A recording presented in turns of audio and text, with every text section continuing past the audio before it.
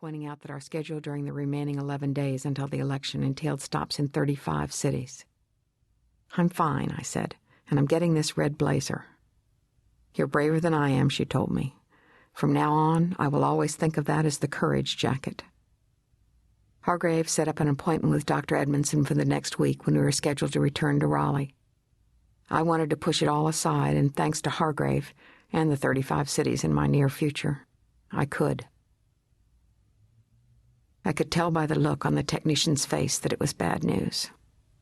Hargrave and I, and the Secret Service agents, had ridden to Dr. Edmondson's office as soon as we landed back in Raleigh the following week, just 4 days before the election. "I don't have the equipment here to tell you anything for certain," Wells said, after examining the lump. Ever the optimist, he agreed that the smooth contour I felt could be a cyst, and ever the cautious doctor, he ordered an immediate mammogram. His attitude seemed so very positive, I was more buoyed than worried. As Hargrave and I rode to the nearby radiology lab for the test, I felt fine. One thing I'd learned over the years: hope is precious, and there is no reason to give it up until you absolutely have to. This is where the story changes, of course. The ultrasound, which followed the mammogram that day, looked terrible. The bump may have felt smooth to my touch, but on the other side, on the inside, it had grown tentacles, now glowing a slippery green on the computer screen. The technician called in the radiologist. Time moved like molasses as I lay in the cold examining room. I grew more worried, and then came the words that by this point seemed inevitable. "This is very serious." The radiologist's face was a portrait of gloom. I dressed and walked back out as I'd walked in through a darkened staff lounge toward a back door where the Secret Service car and Hargrave waited for me. I was alone in the dark, and I felt frightened and vulnerable. This was the darkest moment, the moment it really hit me. I had cancer. As the weight of it sank in, I slowed my step, and the tears pushed against my eyes. I pushed back. Not now.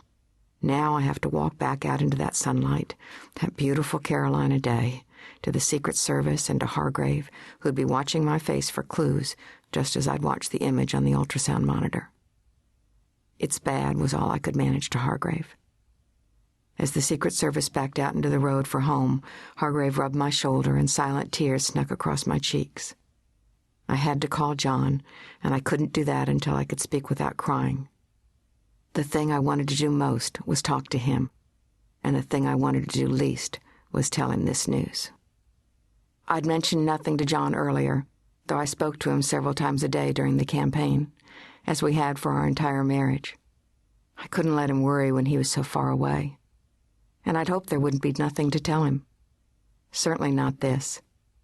I'd promised myself he would never have to hear bad news again. He and Kate, our oldest daughter, had suffered too much already.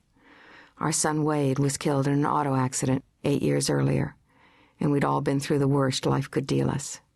I never wanted to see either of them experience one more moment of sadness. And after almost 30 years of marriage, I knew exactly how John would respond.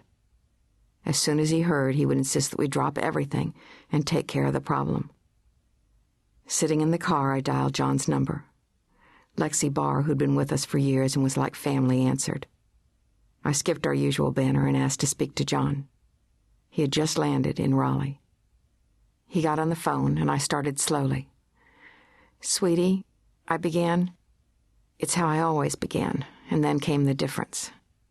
I couldn't speak. Tears were there. Panic was there. Need was there, but not words.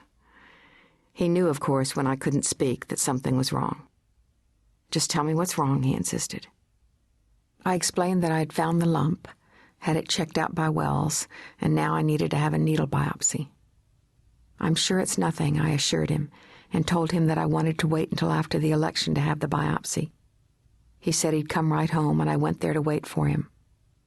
I got there first, and I sat in the study, looking out at the basketball goal, where I had watched Wade play so often, and in my perfectly still house I waited for John. I've always loved my house. John and I had bought the lot more than 20 years earlier when Wade was a baby and I was pregnant with Kate. It started as a simple house for a young couple with 2 infants, and had since grown to be so much more. It had been a home brimming with teenage enthusiasm, a cradle for a family in grief, and a playroom for babies, nearly 20 years apart. It's where we raised our 2 oldest children, watching them grow to young adults. There was the big kitchen, its bar stools accustomed to the weight of teenage boys. There was a playroom above it that the children had decorated as a 50s diner.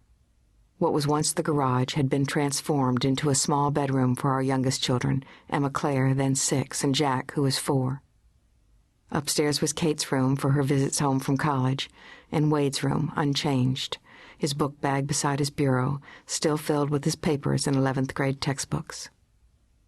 I heard John's Secret Service caravan pull into the driveway, and I went to the door. He got out alone. He came through the gate as I came through the door. His eyes, narrow and focused, filled with tears when he looked up at me, and his face, which had been set with purpose, softened. We didn't say anything. We just held each other. We held on and made the pact we wish we could have made to save Wade. "Nothing can happen to you," he whispered in my ear. "Nothing is going to happen to you. It'll be fine. I will be fine." John had called Wells on the way to the house, and he did not think it would be fine. Wells had told him what he hadn't told me, that it was likely breast cancer. When John asked if we should stop campaigning and take care of this right away, Wells had responded, "I don't think that will help." John was stricken. His good friend had just told him that nothing could help, that the cancer was too advanced to save me. Though that wasn't what Wells had meant at all. He simply meant that a few more days didn't matter. John had to talk to another doctor, Cliff Hudis, a specialist at Memorial Sloan Kettering in New York, before he could be convinced that he had misunderstood. As he waited to speak to the specialist, he told me that he wanted to stop campaigning and immediately do whatever was needed to make me well. "I'll cancel my schedule," he said to me. We couldn't let that happen. Without talking to a doctor, I believed it would do no harm if I chose to wait the 4 days until the election to do the biopsy and begin treatment, whatever that was going to mean. I'd already waited more than a week. But there was another reason. During the months I spent campaigning, I'd gotten to know so many people around the country. And I don't mean know them like I spent 20 minutes talking to them from a stage. I mean that they shared their deepest fears with me. A day didn't pass that someone didn't cry in my arms. Their son was getting ready to leave for Iraq, and they were trying to buy him body armor from the internet. Their company was moving to Korea, and the place they'd worked for 30 years was closing. Their health insurance company had increased their premiums so much that they were now out of reach. Medicare premiums, gas prices, college costs, all going up when wages were going down, and the list went on and on. I couldn't even think about stopping, or letting John stop. Those faces were why John and I got up each morning, week after week, month after month. We couldn't stop. Lump or no lump, cancer or not, I had to continue to talk to as many people as possible. And more importantly, John had to do the same. The rest we'd take care of after the election. We could do it. It was only 4 more days. We had to do it. We only had 4 more days. But first there were people to tell. Kate was coming home, but before she got there, John called John Carey, who, like John, was terrific. "Whatever you need to do," he said. We told him that we had decided to keep going. I had called my parents and told them that I had found a lump, but that I wasn't worried and neither should they be.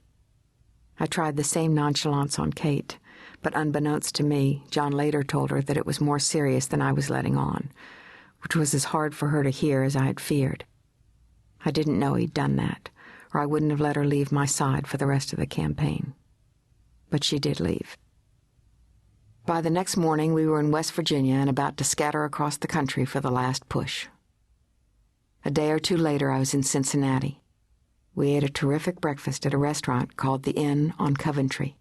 The Secret Service detail always attracted a crowd long before people knew whom to expect, and there was the usual crowd outside the inn. Most stood back and waved or shouted good luck, but 2 women came over to say hello. One had short, sparse hair growing in patches on her head. The other wore a wide scarf. They handed me a pink ribbon pin symbolizing the fight against breast cancer. "Are you a survivor?" one of them asked me. I was caught off guard.